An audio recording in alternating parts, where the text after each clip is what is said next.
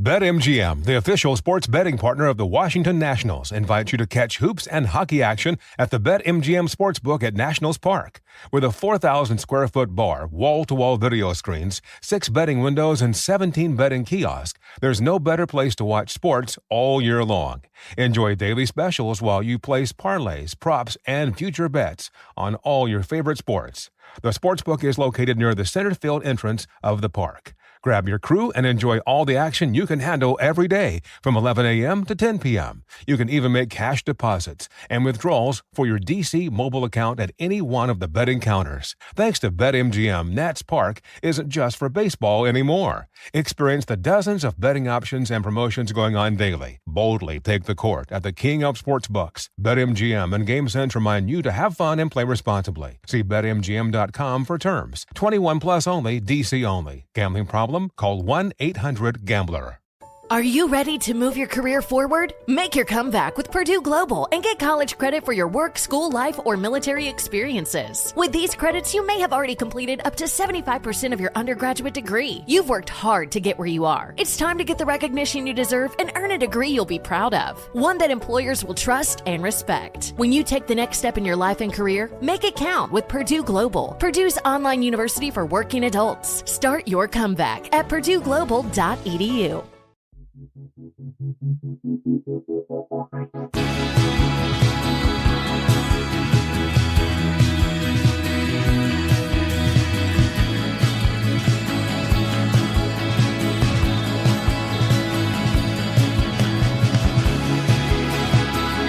You're listening to 100 Words or Less with Ray Harkins. Greetings one, greetings all. Hopefully you're doing great today. I am excited to bring you a conversation with people who are involved in punk, hardcore, indie rock, emo, metal, whatever you want to call it. That is what we document. It's of the independent variety, and that's what we care about here. So if it's your first time here, welcome. If it's your 500th time here, you're insane. I've only, done 590 of these things. And if you've spent 500 hours with me, that's like almost as much time as my wife. Oh my gosh, it's crazy to think about that. But anyways, I am going across the pond for this particular episode today. I am thrilled to welcome Jose Saxlund. He is the vocalist for long-running Swedish hardcore band Abhinanda. He also ran the very influential record label Desperate Fight Records. I ran it with Dennis from Effused. And if you were alive in the 90s and you cared about hardcore, you absolutely bought a Desperate Fight release at some point, because basically everything coming over from Europe, Desperate Fight had some affiliation, whether their bands toured with it or whether they, released music. How about the Straight Edge as Fuck compilations? That was a thing. And they were a great introduction for, young people like me in the 90s, as I was like just drinking from the fire hose of being like, wow, there's all these bands from over here. They're on the opposite side of the world. And I was just excited to know about it. But this conversation came up because an amazing friend of the podcast, this record label called End Hits Records. They've done stuff from, Don't Sleep and Be Well and Shelter re-releases and a bunch of cool stuff. But they are doing a really, really cool Abhinanda box set where they're bringing all of the Abhinanda releases together and making sure that they get appropriately documented. So that's why this conversation is happening. You can absolutely find End Hits Records on all of the social media platforms, but more specifically, I will leave a link in the show notes to where you will be able to just click through, pre-order the box set whenever that goes live. I think in the next day or so, just, follow along there. But that's why this conversation happened. I myself loved Abhinanda because they were just like emotional hardcore. It was definitely not yelling. It was shouting. It hit all of the things that I cared about at that particular time. And then as Jose and I discuss at the top of the show, we actually played a show together in I don't know, 11 or something like that. It was really special for me to watch Abhinanda and be like, wow, we're on the stage together in Japan. Like, this is so weird, but it's so cool. So anyways, Jose was a great chat. He actually did this discussion when he was in Berlin, and sometimes the audio drops out just a little bit, nothing that like really impacts the conversation, but just there were some connectivity issues, but nothing that will throw off your listening experience. I'm going to continue to plug things on a weekly basis. But before I do that, you can always write the show. 100 words podcast at gmail.com is the best way to reach out and connect. You can also leave a rating and review. This costs $0 and it helps out the show tremendously. You can do that on the Apple Podcast page, and you can also do that on the Spotify page, just a rating. And I think I was reading some statistic that I think 3% of people, when these pleas go out on podcasts, where that is, because most people are like leaving reviews because they're angry at something. And, it would be nice to like counterbalance any voices of negativity that exist on the internet. So if you feel positively about the show, just be that, lone voice that's saying, hey, you know what? If there's a dissenter, someone that says this show sucks or whatever, how about I say this show is cool and worth your time? So anyways, just a little PSA, and it costs you, like I said, $0 and takes you maybe 30 seconds, maybe a minute. So anyways, please do that. And let's keep on rolling with the recommendations. On a weekly basis, I will make sure to plug something that I've been listening to, and then I have a link in the show notes that you will be able to follow along with the recommendations as I compile them over the course of the whole year. And then, hopefully you'll have some new music that you can check out. This one is, I would say, a selfish plug, but I'm actually just a friend of this person and a friend of the person who produced this. But this is a band called Mildura. Mildura. I've actually never said that out loud, which is crazy. But anyways, this is a band from Southern California along the lines of like, sort of power pop. Like if you're a fan of Super Crush or, anything of that ilk, or maybe just some like classic mid-90s emo, that is what this band does. And they just released an EP called June and July. It's 5 songs. It's like 12 minutes. Man, it is catchy as hell. And my friend Bo Burchell, he produced this, and my friend Nick sings for the band. But put those professional relationships and personal relationships aside, this EP is an absolute banger. So please listen to it if you are into anything of what I just mentioned. And like I said, I will toss that into the recommendation playlist. That will be a link in the show notes, and you can listen to all the stuff that I've recommended this week and all the previous weeks. So check it out for some new music. I don't know why I decided to put on that little accent there. But anyways, speaking of accents, Jose was a champ because, he speaks English, but he also speaks Spanish, also speaks Swedish. And, I only know one language. So the fact that he was, courageous enough to be like, oh, yes, I will do this full hour-long conversation in English. And, he was not apologetic, but he was like, English isn't my first language. I was like, dude, you're killing it. So you did great. But anyways, follow along with Ind Hits Records as they release the Abhinanda discography. And let's talk to Jose from Abhinanda right now.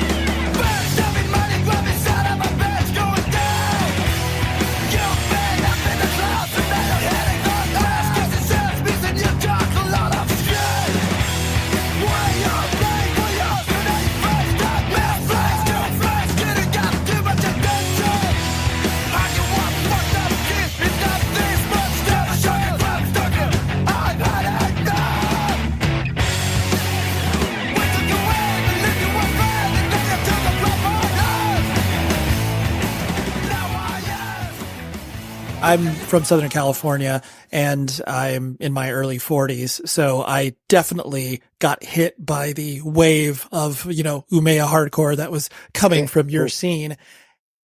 And it still to this day is very confusing for me because, Umea is obviously a very small town. It's located very far away from everything else. And I know that much has been said about the scene exploding, and obviously you guys and Refused being a part of that, and your group of friends basically helping build it up from nothing. But a question that I was curious about, like, when did you personally kind of notice your scene reaching outside of your own city? Like, was it when Victory Records started to, sign bands from your area and stuff like that? When did you notice people paying attention? Actually, already like back in '93, we did our first tour ever was in Norway, to be honest. And people knew about us over there. And it was like a combination because we had just like a couple of songs released, but people got a hold of it in some way. And then we did like all the bands do at the beginning. We played a lot of covers that people knew. I mean, we did some Mouthpiece songs. We did some, I don't know, Gorilla Biscuits and all that stuff. And our second tour was actually like a European tour with like Belgium, Holland, or the Netherlands, Germany. And people over there, I don't know how, but they also like we had like released our EP and people had it over there and they knew the songs. So I don't know. I mean, our two first tours were like outside of Sweden and people knew, I mean, we weren't big, but if there were like 60 or 70 people at the shows, half of them knew some of our songs. So I don't know. Right. I don't have a good question, a good answer to that question. I think like, yeah. And then it went like growing from tour to tour, but people knew a little bit about us, at the beginning. Yeah. Yeah. I think Refuse, have their thing going. So yeah, one thing led to another and whatever. Yeah, no. And I was just asking for your experience. And I just think, like I said, for me in particular, I mean, I was paying attention to everything that, Victory and New Age and Revelation and all that stuff. And I just found it like, once you started to, what's Desperate Fight obviously started to put out records and, it seemed like there was something happening over there. And I'm like, pre-internet Southern California, I'm like, why is this happening over here? Like, I understand it's friends playing in bands, but I'm like, why is all of a sudden everybody paying attention to this, small town in Sweden? Like, it's okay. I guess that's what we're doing now. We did good stuff. I don't know. Yeah, no. And I think you're right about that because what always struck me about scenes in general, whether it's, Umea or whether it's like Louisville, Kentucky, you have these bands that start and you see the influence that these bands have, but then everybody participates. And I think that's what helped with your scene where it's like you guys all, like everybody either started a band, started a record label, did a zine, like everybody participated. Yeah, exactly. I mean, as you said, Umea is like a quite small town. So everybody knew everybody. I mean, and everyone wanted to do something. If you want to do like a band, you were doing like a record label or a fanzine or whatever, cause like, yeah, we all wanted to take part of that scene. Yeah. And putting the focus on you as a person, I know you moved around a lot as a kid with your family. But you were actually born and raised in Umea, right? And then you went to other places with your family? Well, actually not. I'm born in a town called Växjö, but like in south of Stockholm, actually. But we lived there for like 1 week. And then we moved to Gothenburg then we moved to Umeå and then we moved to Gothenburg and then we started like moving around. And I got back to Umeå like when I was around 15, 16, and spent like the whole, like my important years when it comes to hardcore in there. Cause I stayed there until I was like 24. When did I move to Stockholm? Yeah, 24. So those like 5, 6 years were really, really important for me. And they like, yeah, Right. that's Yeah. when I mean, hardcore is like a lifestyle, like something that I have done forever. But to be honest, we had those like 5, 6, 7 years back in the 90s, and that's what like it. But Yeah. Yeah. Well, especially too, like what you're talking about when everybody is contributing and starting bands, like it feels like such a long period of time, but then you look back at it and you're like, oh my gosh, like that was only a couple years and everybody put out like all the records and totally. Yeah.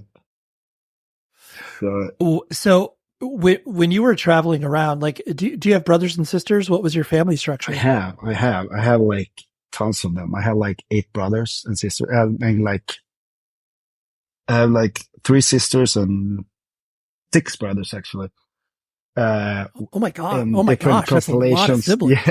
Yeah. I know. But they weren't with me like all the time because there's like a big age difference. I think the one that comes after me is like 9 years younger than me, and then we had like a lot of them in a short period. Sure.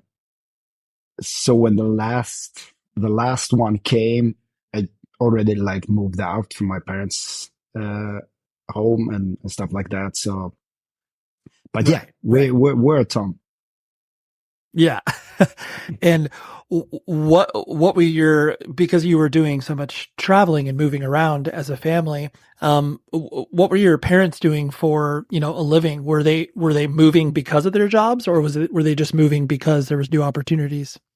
I don't really know actually. It was my father, my stepfather, to be honest. And he couldn't actually adjust to any place. So he was just like moving all the time, trying to find his place, that he actually never found. So I don't know. He was like a vagabond or something like that. He just couldn't adjust to any place in the world. And some people are like that, I guess. So yeah, that made me kind of rootless. So those years in Umea meant a lot to me because of that, because that was like the first time I found like, I don't know, that could be a part of something. So I guess that's why those years mean a lot to me, and they were so important to me. Well, you had stability at that point, because you were moving. You had a community outside of your family unit that you could trust. Yeah. Yeah. Cause I mean, we were moving like every year, cause I could, as soon as I started like knowing people, we moved. So when I came back to Umea for the second time and I got into this hardcore thing, I found like my community. I found like my people, my brothers and sisters, outside my own family. And that was like really, really important to me. And yeah, it meant a lot to me. And I guess that's why all those years, like, I think about them in a really good way, and they mean a lot to me. Yeah. Well, and I think it's apparent to anybody who pays attention to, you and your musical output. I think the fact that so many people from your scene in particular, like, I always hate when you see people who, grow out of punk or hardcore or whatever, and then kind of talk about it and make fun of it. It's like, oh, that's kid stuff or whatever. Yeah. And it's like, it's like, no, that's you don't need to listen to, hardcore 24/7, like as you grow older, but you still understand. You can, that's fine. I'm just kidding. I mean, I don't do that, but no. I hear you. Yeah. Yeah. I mean, there is support in doing that. Yeah, exactly. And so what was because you are, speaking different languages, like, how many languages do you actually speak? Is it, a little bit of English, Swedish and Spanish, and then I'm trying to learn English along the way. I guess I'll get there someday. Yeah.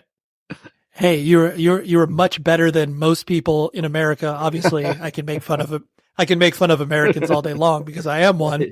But it's most of us barely know English, so it's okay. But you're doing great. The difference is that I'm trying. People over there don't. No, that's very true. Yeah, they download an app and use it for a week and then move on. Yeah. Yeah. So I know you getting into punk and hardcore kind of came through metal because that was like what you first got into. How did you even I guess get exposed to metal and then punk and hardcore a little bit later? I mean, as you said, I was into Metallica and Slayer and Sepultura and all that kind of stuff. So I went to a show with a band called Meshuggah. I don't know if you know about them. Oh yeah. It's like a Swedish metal band. They are actually from Umea as well. And they played a local youth center in Umea. And this band Step Forward, they were opening for Meshuggah. And Step Forward is actually Dennis from Refuse band. That's the band that turned into Refuse later. So when I saw them and when I saw the energy, I just got wow, what is this? I was hooked. Right. I mean, that was like something else. So the day after that show, I went to Dennis' apartment actually, and he started to teaching me everything, showing me all his records, all the 7 Second stuff, the Youth of Today stuff, Gorilla Biscuits, well, all the classics. And I was hooked. And I'm still hooked. I'm still there. Right. So that's my way for sorry. Right. No, it's okay. I was going to say, so you knew Dennis and the rest of the guys just because of kind of going to shows together? Actually, yes. I didn't know Dennis. I knew David, because he was like a metalhead as well. He played in a metal band, and David is the guy that then started to play drums in Refuse. So I knew him, and he knew Dennis, so he put us together the day after this hardcore show. And then I got to learn Dennis and I had to learn everything about the hardcore scene. And that's how I discovered straight edge, and I just the whole culture came from checking out Dennis vinyls. Right. I was going to say, Dennis is a very good teacher because he can just walk you through the entire history of hardcore. And he did actually. And I remember we were stage diving in his bed and listening to everything. And then we started to order records together from Victory, from New Age, from Revelation. So every time we got a new package from the States, it was like Christmas for us.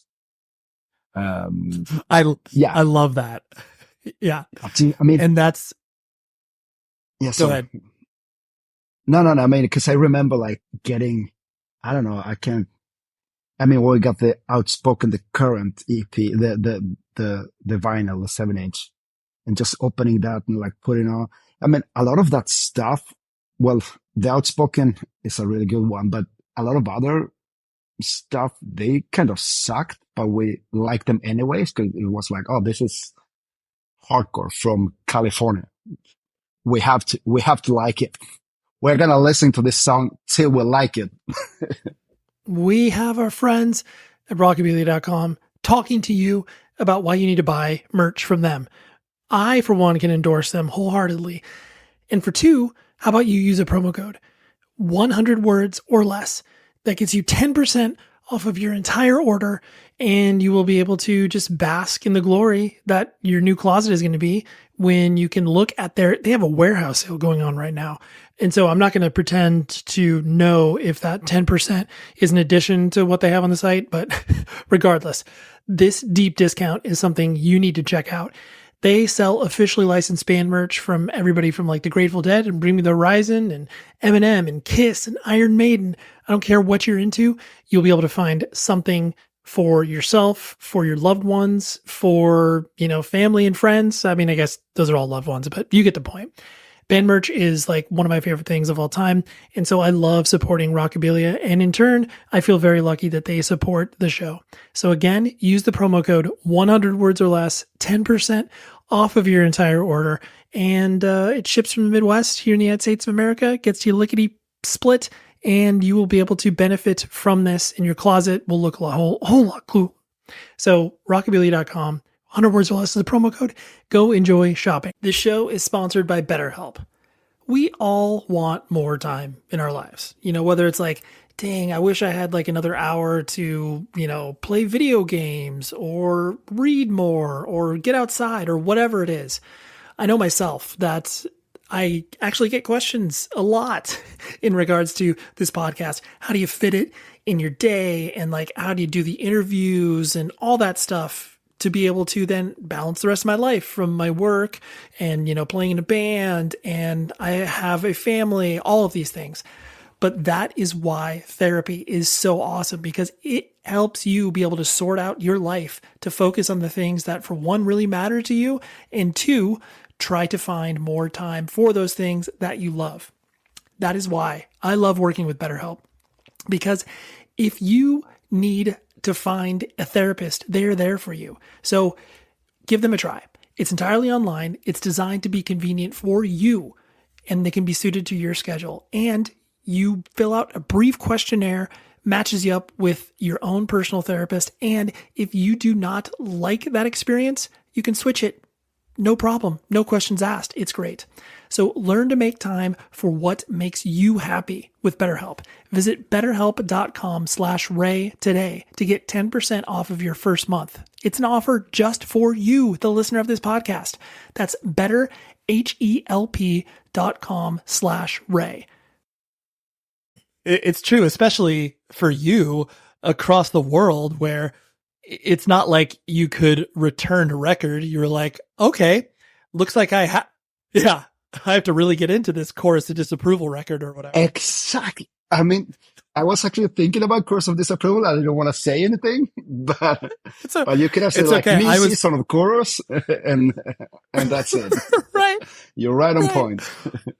I so remember myself, where I remember ordering from Network Sound. I remember ordering, the Ignite Call on my brother's record. Yeah. And then the, Chorus of Disapproval, Firm Standing Law.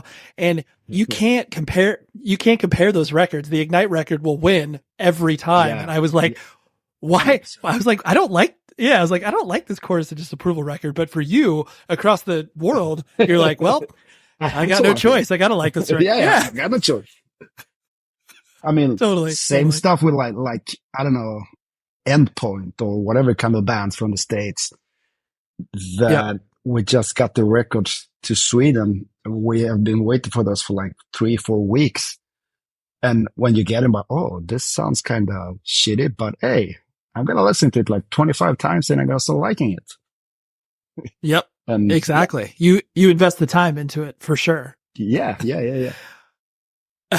And so how did you even get into metal in general? Was that because of, obviously a lot of people connect metal in Sweden and it's a popular scene. Was that just because of like your friends being into metal? Were you exposed to it via, TV, or how did that happen? No, I had just like, because we lived in Argentina before I moved back to Umea. Right. And I have been like abroad for like almost 5 years. I got it. And we moved back and I didn't know anybody and I could almost not speak Swedish. I mean, it came back quite fast, but if you haven't spoken a language for like 5 years, you kind of forget it. I mean, you don't forget it, but it's still there, but it takes some time to get used to it again and start using it. So I was quite alone, and I didn't listen to music, to be honest. But Sunday I just walked into a record store and back in the days you could like, if you saw a record, you could like go to the desk and ask them to put it on so you could listen to it before you bought it. And actually I saw the Metallica 12-inch, with the the cover, like, a skull or something. I don't even remember, but I did like the cover. So I told them to put that song on and I just loved it and I bought it. And after that, I just started buying Metallica records and that got me to Slayer. And so I'm self-made. I just found it for myself. I saw like a record cover one day and that got me to the music. But I mean, that got me to the metal scene and I met some people there. I met David. I met a lot of other kids like playing metal music, and that's how everything started. No, I love when people talk about exactly what you said, where it's like the artwork pulls you in because, when obviously this makes us sound like we're 200 years old when we're talking about we are just looking at a record cover and being like, oh, there's something interesting about that. You can't describe it as an 11 or 12-year-old, but it just makes you feel something. And then, like you said, you bring it up to the counter and then they play it for you and you're like, oh my gosh, I need this. It's so beautiful. Yeah.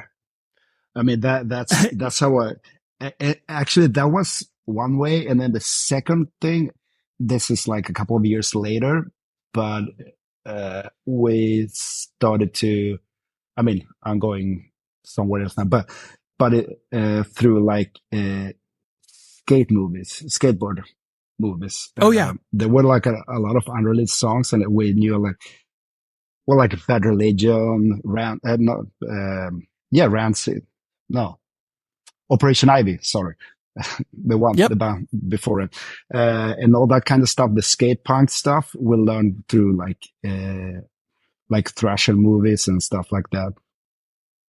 Whatever. No, it's that's another thing. Yeah. Oh no, it's a huge, I mean, I think the amount of impact those videos and magazines had across the world it's so difficult to put into words because it's like anybody that watched any of those segments, it's like, oh wait, the skater picked this, Bad Religion song or whatever. Like I have to listen to this. And every kid was doing that. It's so cool. Yeah. I mean, it's like our generation's TikTok.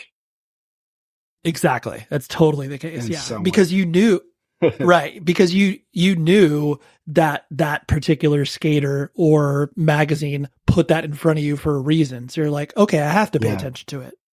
Yeah. Yeah. Definitely. And so as you were getting into, punk and hardcore after that, Meshuggah show, and you started to bring that stuff home to your parents and your siblings, were you always the weird one where it's like, what is Jose into all these weird bands? Like, how are they reacting to you? I still am, actually. Okay. Perfect. Thing is that, as I told you, my stepfather was not my favorite. So when I started listening to Metallica, I actually bought a Metallica shirt and he didn't like that at all because it was like a skull on it.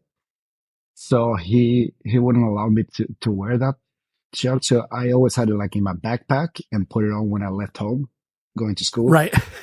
Of course. Yeah. And, but then like around that time, I like moved, I was like almost 17 and I moved out from my parents actually. And then, so they didn't have that much connection to all that kind of stuff because I had to hide it when I lived at home. And then when I moved out, it was okay to like live out my hardcore dream. And right. So they kind of missed all that stuff. Right. And when you were going to, school and, just figuring out who you were and maybe what you were going to do with your life, was there any focus for you besides music? It was basically like, that's all you paid attention to? Or did you have an idea that you were going to, do something else for a job? I kind of have like an idea. but that started to fade the more I got into hardcore. Like my last 2 years in school were not that good because I was just started to get into music. We started the record label, and my last year I was on tour a lot. So I skipped school quite a lot. So I have an ambition, but it kind of I don't know, hardcore came in the way the last 2 years, I guess. Right. Right. Well, yeah, and I haven't stopped since that. So I don't know. Yeah. You just keep doing it. Keep following your passion. Yeah. Yeah. Do you feel like, when you were, I know you've spoken about starting Abhinanda where you guys had no idea what you were doing and you could barely play your instruments, right?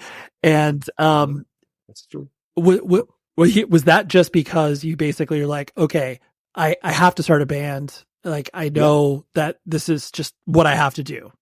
Exactly. Okay, got it. That's basically it. Cause I mean, we didn't know how to play anything. And I actually tried to play bass, but I really sucked. So I couldn't do that. I mean, I didn't know how to sing at all, but we just started doing covers, at a rehearsal room, and we played some Bad Religion song. We played a Sub Society song, if you know them, from some skateboarding movie, and we played a Minor Threat song, and we did that over and over and over again. And after a couple of months, we just started writing our own songs, and they kind of sucked from the beginning. But then when we recorded our first album, we got Christopher into the band, and he was a good guitarist and a guitar player. So, and he knew more about songwriting and all that stuff. So that helped us a lot. So when we did our first album, the Senseless album, we had gotten better because we had practiced a couple of years, and we got a guy in the band that could actually play and did know about writing songs. So that helped us a lot. But yeah, right. we didn't have a clue what we were doing from the beginning. I mean, nothing. Right. Which I honestly, I remember when I first heard Senseless and I started to pay attention to everything that was happening over there. There was this element, the early Refuse stuff as well, where it was really sloppy, but in a good way. You could tell that everybody wanted to do something and be better, but it wasn't quite there yet, but it was still good. And I think that's most bands, and I know that because you've worked in the music industry for a long time, they try to figure out the balance between those two, where it's okay, is it too polished or is it too sloppy? We don't know. And for me, hardcore is more about some special feeling. And sometimes it has to be sloppy to bring that feeling to, I don't know how to explain this, but, it doesn't have to be perfect. Right. A hardcore record, I mean, you don't have to play everything perfect. It doesn't have to sound perfect, and it can still be good. Yep, whatever. Exactly. Right. And when you started, playing shows and putting out records under Desperate Fight, the idea of, being a business person, no one really wants to, describe themselves like that, because it's okay, I'm getting paid, 100, right. but you had to learn some of that. So did you, I guess, learning how to, put out records and be, a business person, or was that just oh, I have to do that because that's just what's expected? I mean, I guess it's a little bit both, if that makes sense. It's sometimes one way and sometimes the other. But, I mean, we started Desperate Fight to put out the first Abhinanda because there was no other record label who wanted to do it. So we just did it ourselves. And And to be honest, I don't know if we were supposed to start a record label. We just did. And things like just happened. And everything like grew along the way, and we made a lot of mistakes, of course, but I did get to learn a lot of stuff as well that I'm still like using today in my professional life, since I still work with music. So I don't really know. I mean, what is what, but we just did whatever had to be done. Evilgreed.net is a website that you absolutely need to go to shop for merch, shop for vinyl. All of the bands that are featured on there are viewed through a lens that I would like to call artistic heavy stuff. And so it isn't like Evil Greed opens the door to every record label or band that wants to use their service. They kind of act like a record label. But before I go on any further, use this promo code 100 words that gets 10% off of your entire order. They're located in Berlin, Germany, but the shipping rates are advantageous to us here in America right now. So hop on that. You will not lose by going to the website and just shopping. Let me just throw some bands out there. You're a fan of The Armed? Cool, they got stuff. You're a fan of Deicide? No problem. How about Deaf Heaven?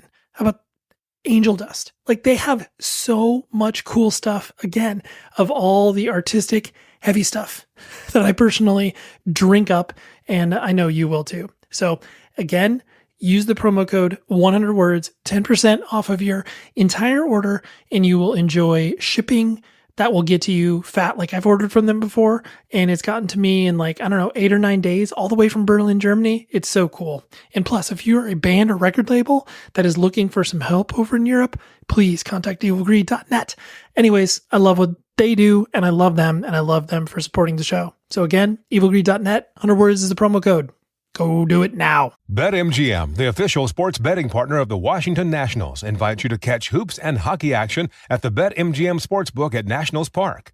With a 4,000-square-foot bar, wall-to-wall video screens, 6 betting windows, and 17 betting kiosks, there's no better place to watch sports all year long. Enjoy daily specials while you place parlays, props, and future bets on all your favorite sports. The Sportsbook is located near the center field entrance of the park. Grab your crew and enjoy all the action you can handle every day from 11 a.m. to 10 p.m. You can even make cash deposits and withdrawals for your DC mobile account at any one of the betting counters. Thanks to BetMGM, Nats Park isn't just for baseball anymore. Experience the dozens of betting options and promotions going on daily. Boldly take the court at the king of sportsbooks. BetMGM and GameSense remind you to have fun and play responsibly. See BetMGM.com for terms. 21 plus only, DC only. Gambling problem? Call 1-800-GAMBLER. The scene and what you were participating in Umea, straight edge, vegetarianism, veganism, that was really central to who you all were. And it was really interesting as well, coming from America, where yes, there were of course straight edge and vegan bands and, political bands, but you guys were very upfront about it. And was that just because of you wanted to, be recognized on different levels? Not only it's hey, here's our band, we might be good, but we're also straight edge, we're also vegetarian, we're also vegan. Was there a thought process, as you are all getting into that, or were you all just influencing each other? Well, that's a good question. 'Cause to be honest, when I got into vegetarianism and straight edge and all that stuff, I mean, of course, all those records from America were a big influence to us, reading all the lyrics from the Youth of Today albums or Earth Crisis or whatever. But I kind of got into that stuff, and this might sound silly, but to be cool, to be different. Because Umea is it's a town, as you said, far up north. It's far from everything else, and the only thing people do over there is play ice hockey and get drunk. So when we realized there was something else out there that we could like not drink and like be vegetarians. It sounded really, like really cool. And I did it from the beginning just because, oh, this sounds cool. And then I got into it and it's still my way of life. But I mean, we were like 16, 17 years old. We didn't have a clue. It just sounded cool. Oh, they don't drink over there. Oh, they don't eat meat. Let's try it. Right. So right. I don't know. I don't know if that answers your question, but no, it does. It does. It's not like a mature decision you take when you're grown. I mean, we were just kids and reading lyrics from albums we liked, and oh, this sounds cool. Let's try it. Yeah. And I mean, 93 in Umea to say, oh, I'm a vegetarian, I don't eat meat. They like look at you like a kind of zombie or something, like a ghost. Right. So, and I like that. I mean,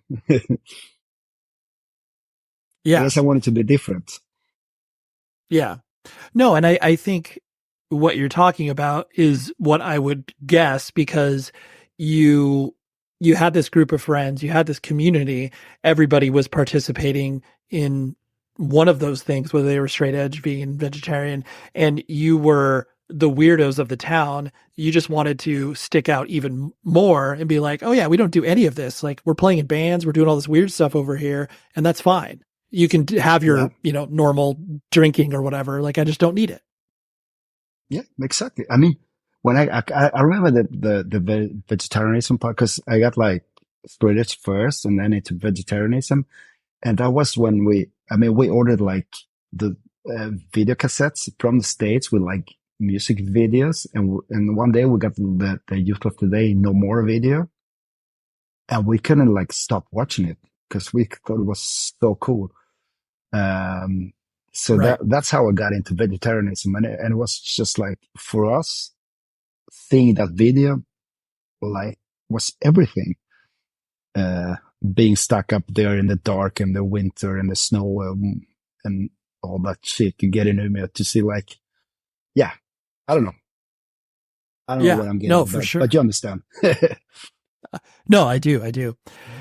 And when you started to, tour Europe more actively with Abhinanda, the touring Europe, obviously you've done some stuff in America as far as traveling over here and, being with bands and stuff like that. I know Abhinanda obviously never made it over to the US. No, we were supposed to go there, but right. we got this like 6 weeks long tour with 108 in Europe instead. So I think we were going to tour with Despair for like a couple of weeks in the States, but then they offered us to open for 108 for 6 weeks in Europe. And we kind of, let's do that instead. Right. And would you, like, when you started to tour Europe, was it what you anticipated, or was it really different than, just like going up to weekend shows in Norway or whatever?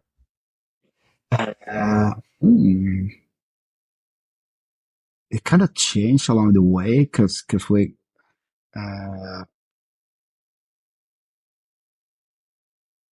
we started like doing those really small do-it-yourself shows, and I guess like when we started to get the records out and people like got a hold of them, and it kind of like everything grew along the way. For every new tour, like things got bigger and bigger in some kind of way. But we didn't do anything else. We just like went along with whatever happened. And we started like touring in a shitty van, and we like our last tours were in a big like bus with our own beds and whatever. Then it got too big for me, so I quit the band. But that's another question. Right. That I was going to ask about, because touring is very difficult, even in the best of circumstances. And, Yeah. So, And we would never, I you? mean, our band was Yeah. growing, but we never had like the best of circumstances. I mean, it was still like a punk rock tour. Yeah. Right. And you knew, like, once you started to do that, like, you knew that that wasn't really the life you wanted to live, like constantly on the road and everything like that? Or were there multiple reasons for you not wanting to play in a band anymore? Oh, that's a hard question. I mean, at that young age, you don't know much, but I loved it. Yep. But I guess like a lot of different things came in the way. I mean, everything from like girlfriends to we weren't doing the music that I was into and stuff like that. And then like spending a lot of time with like your best friends in a bus. It's not like always the best thing to do. You need to like get away from each other sometimes. So I guess if we had like, I mean, we weren't doing the band for the same reasons as we started the band. I mean, we were just like friends who didn't know how to play and that wanted to have fun in a rehearsal room. And at the end, it was more like a business. And some tours we did because we had to, because, we did this record. Now we have to go out and tour and promote it because blah, blah, blah. Yeah, because that's the way you do it. And like maybe I didn't want to, or the guitar player didn't want to, but we have to do it anyways. And it was like more an obligation than just something you did for fun. And I guess, yeah, I don't know.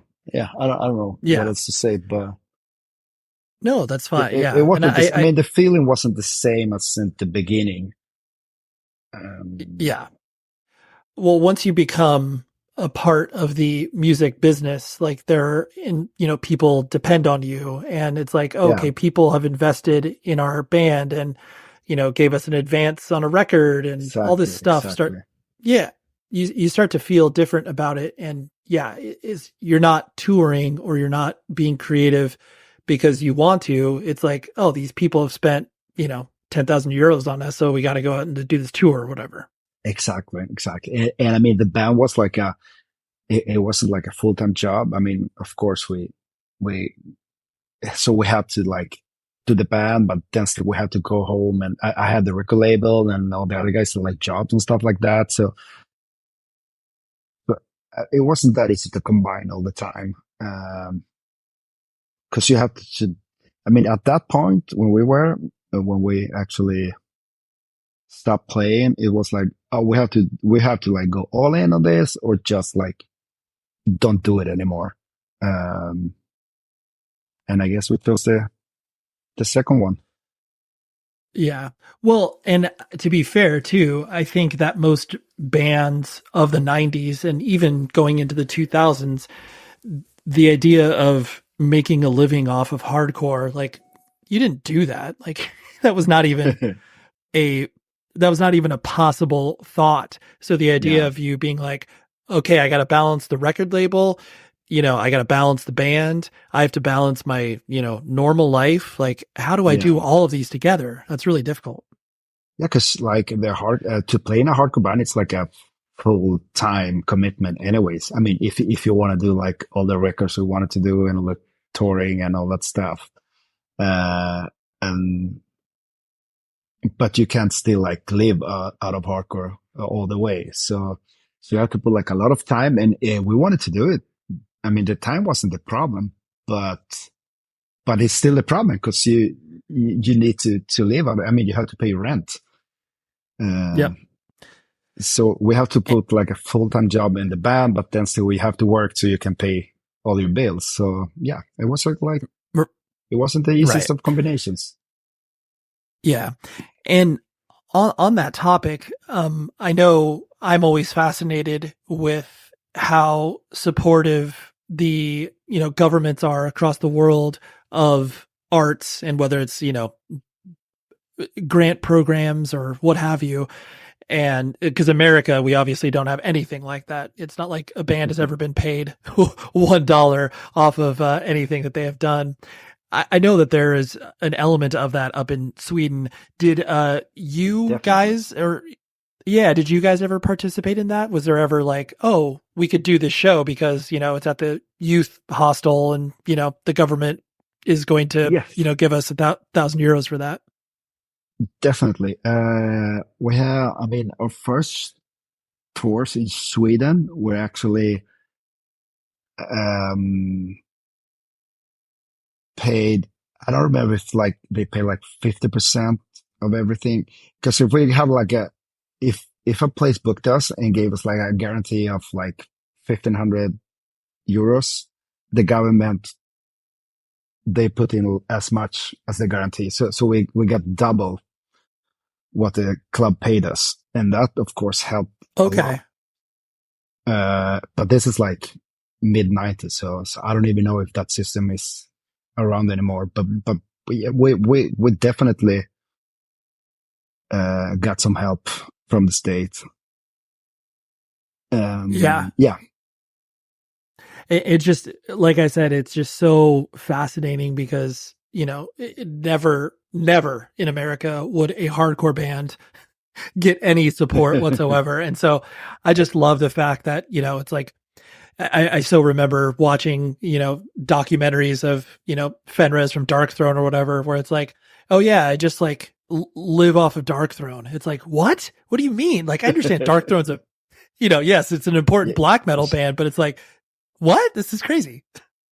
Yeah. And you could get a lot of other stuff as well, because we didn't know it back then, but there were a lot of money to get from the state. That situation is not as good as back then. Everything is going to the worse, like the whole world is. Yeah. But that's another question.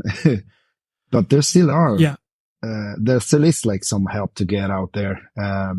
Not in the same extent as before, but there is some money. You can get money to do a record. You can get money to tour. You can actually get money to go over to the States and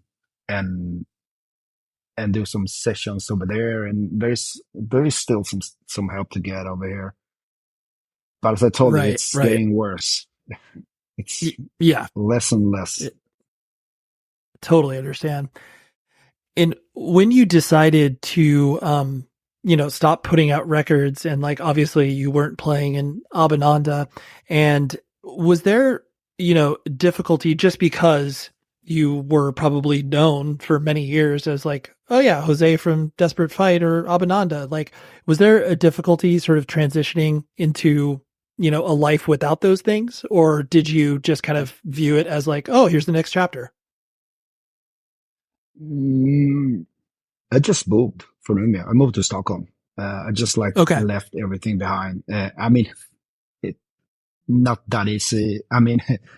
It wasn't as simple as I'm saying now. It took a year or something, but yeah, I just got fed up of everything. I needed a break from it.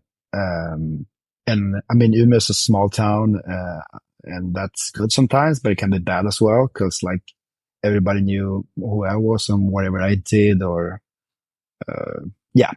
So I just wanted to leave. And my girlfriend at that time wanted to move as well to Stockholm to study. So I just said, whatever, let's go. And I just left everything behind. Right. Kind of. Right. Yeah. So no, it was funny. And I did like to move to Stockholm. It's a bigger city at least than Umea, and I did like to be just the regular guy. Right. Absolutely. Yeah. The last few things I wanted to hit on. I know that the Abhinanda record, the Rumble record that you guys put out, many years later, when you obviously weren't really, touring or, playing shows here and there. I love that record. I know a lot of people, especially in the States, were just looking at it being oh yeah, so they're just trying to put out their Refused record or whatever. They want to write off the Shape of Punk to Come. We actually recorded that album before Refused did the Shape of Punk to Come. So Right. Just so you know. Right. Yeah. Oh, like all the, no, all the strings and all that stuff was recorded before Refuse did their stuff. But the album came out later than the Refuse one. Right. Just so you know. Exactly. I mean, just for the record. Exactly. For the record. Was that really fun for you to play that particular style? That's like that kind of the start of the end of the band, because I didn't like that at all. I was just like a hardcore kid, and they wanted to play more like rock music, and I hated that album. We just did it, and actually we did a tour after that, but we had already like broken up. I mean, I think we broke up during the recording of that album. Okay. But since people were putting, as you said, like a lot of money into that, we actually did a tour after the album anyways. But I didn't like that record at all. But now, like 20 years later or whatever, or 25, or, I kind of changed my mind. I mean, it's good. It's kind of good. I mean, we did something like different. But my problem back then was that I just wanted to like strive mouthpiece songs and play just plain hardcore. Right. But the rest had gotten too good at their instruments. So they just wanted to develop, and they just wanted to do something else. And that whole helicopter scene was getting big in Sweden, and then, let's do more rock and see what happens. No, I hated that album when we recorded it, but I kind of love it now. Yeah. Well, and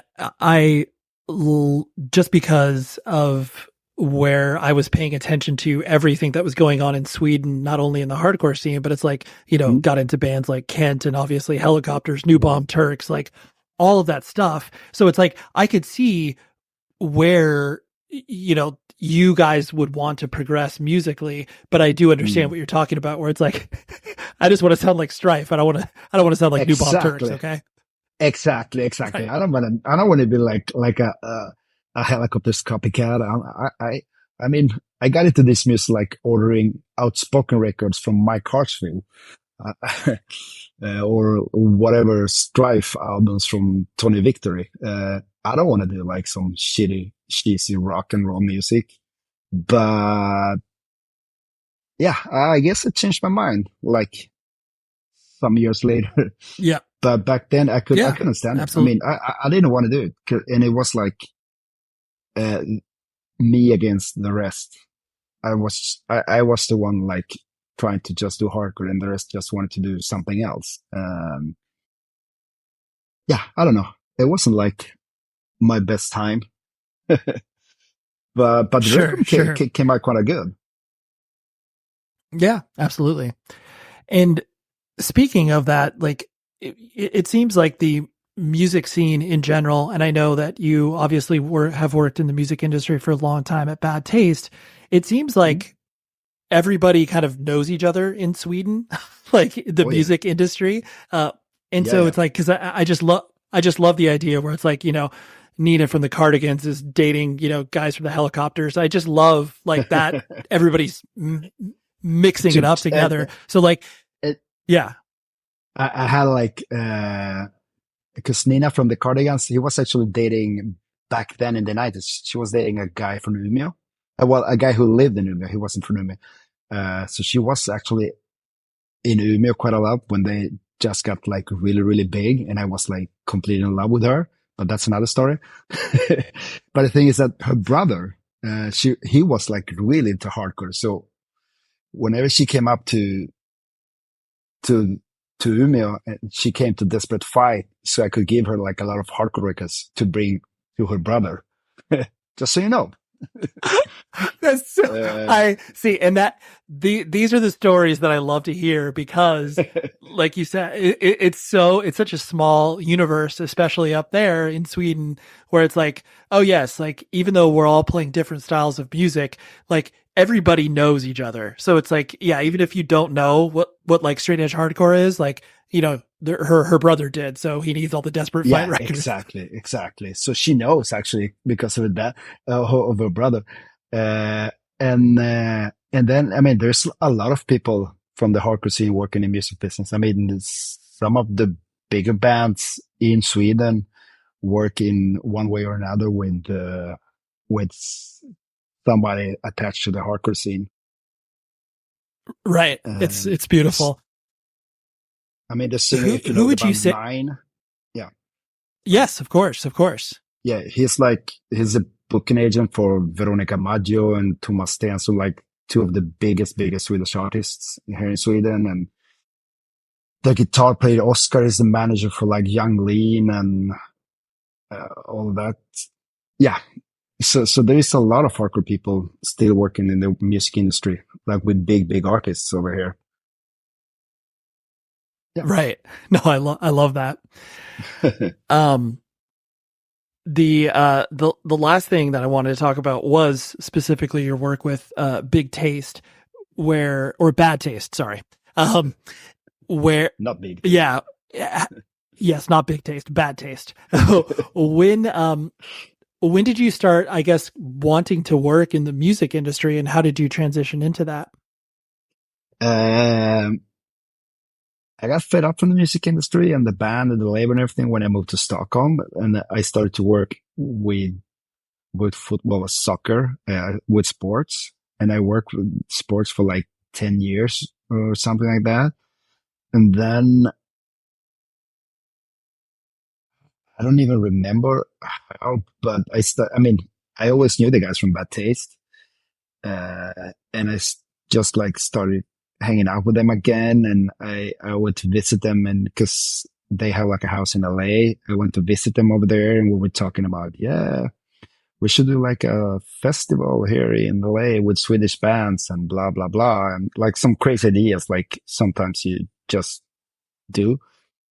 And then I think like just one thing led to another, and I was working with music again with Bad Taste. I don't even know how, but it just happened.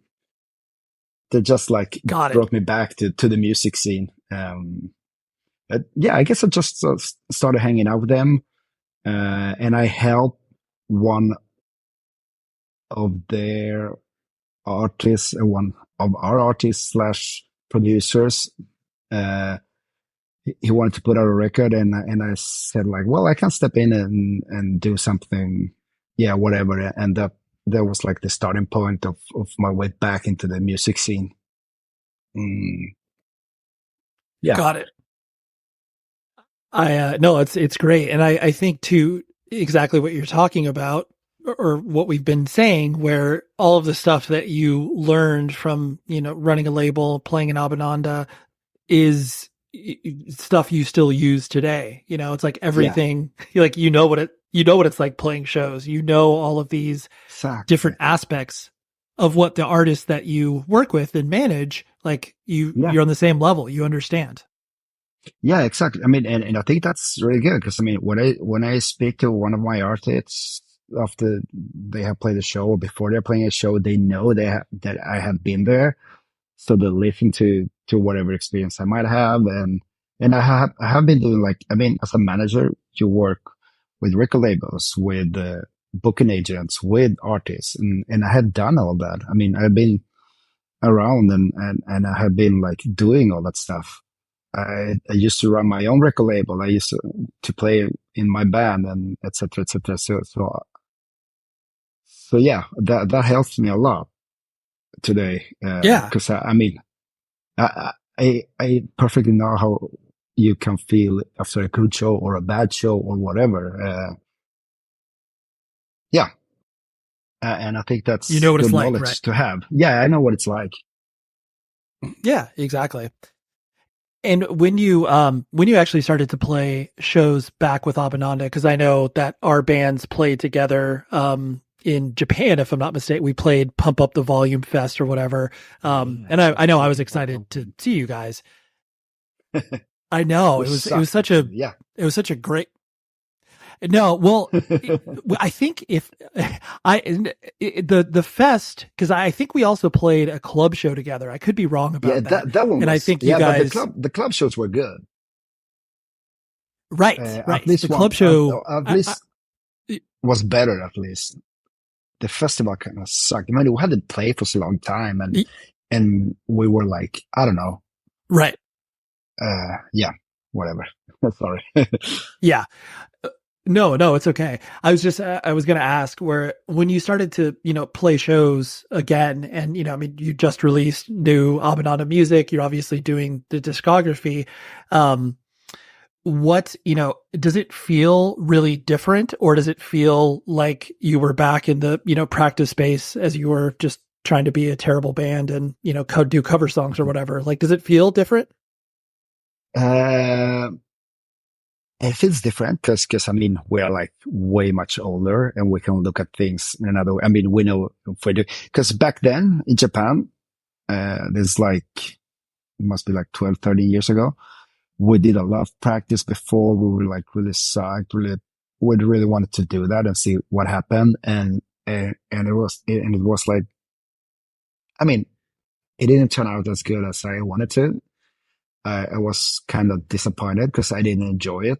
It wasn't, yeah, I was expecting it to be fun, but it wasn't. So that kind of sucked.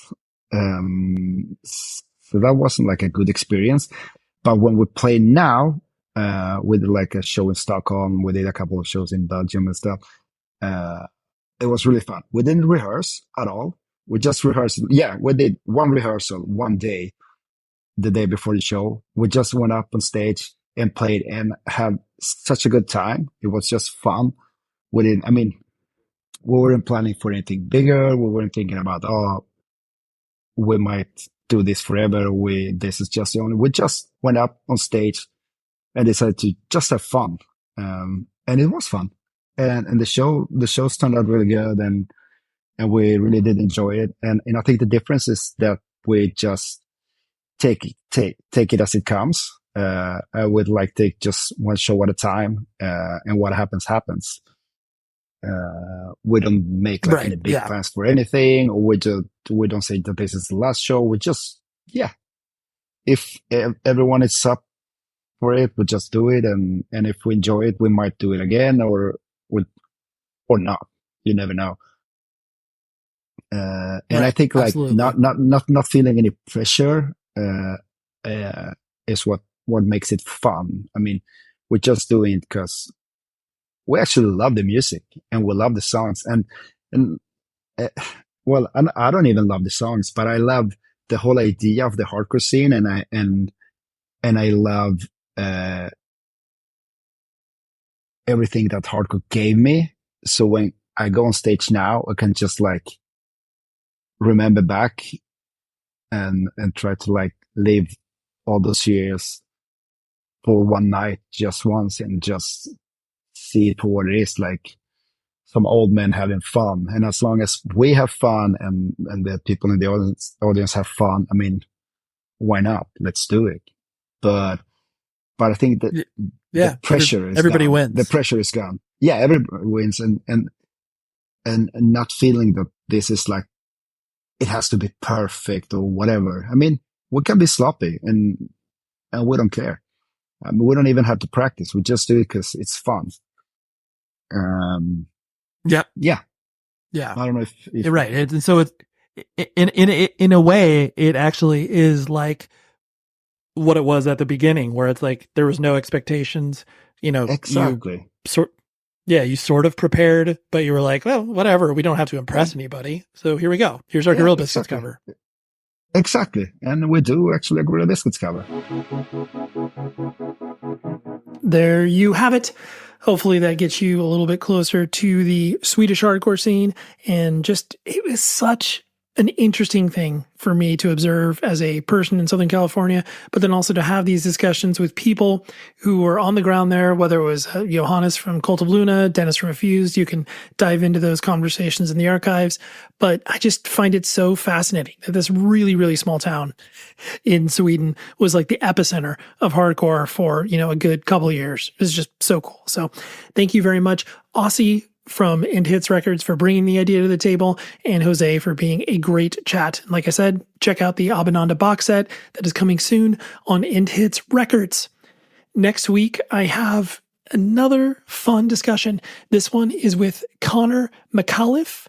I've never said his last name out loud, so, that's neither here nor there, but he plays in Magnitude. He also plays in One Step Closer. And both are great bands. I love them. I had to pursue him to come on the podcast, not in like a stalker way, but just in a way that I was like, hey, you got to ask some friends, in the scene, so to speak. And I don't know Connor. I want to reach out to him. And then, hooked us up on text. And then there we go. We did it. So that is what we have next week. And until then, please be safe, everybody. The show is sponsored by BetterHelp. Trust me in saying that no matter who you are, mental health challenges can affect you, and how you manage them can make all of the difference. That's why everyone should have access to mental health support that meets them where they are and helps them get through. BetterHelp provides online therapy on your schedule. It's flexible, simple to use, and more affordable than in-person therapy. Connect with a licensed therapist selected just for you. Learn more at betterhelp.com. That's betterhelp.com. Hey, it's Malcolm Gladwell, host of Revisionist History. eBay Motors is here for the ride. Your elbow grease, fresh installs, and a whole lot of love transformed 100,000 miles and a body full of rust into a drive entirely its own. Brake kits, LED headlights, whatever you need, eBay Motors has it. And with eBay Guaranteed Fit, it's guaranteed to fit your ride the first time, every time, or your money back. Plus, at these prices, you're burning rubber, not cash. Keep your ride or die alive at ebaymotors.com. Eligible items only. Exclusions apply. You deserve a moment to yourself every single day. And a delicious bite of a Keebler Sandies can give you that comforting pause. Bring along the melt-in-your-mouth magic of a Keebler Sandies to add a sprinkle of joy to your workday. This magic is baked into simple shortbread cookies by Ernie and the Keebler Elves. So as life continues to fly by, make the most of your me moment. Take a pause and enjoy a Keebler Sandies.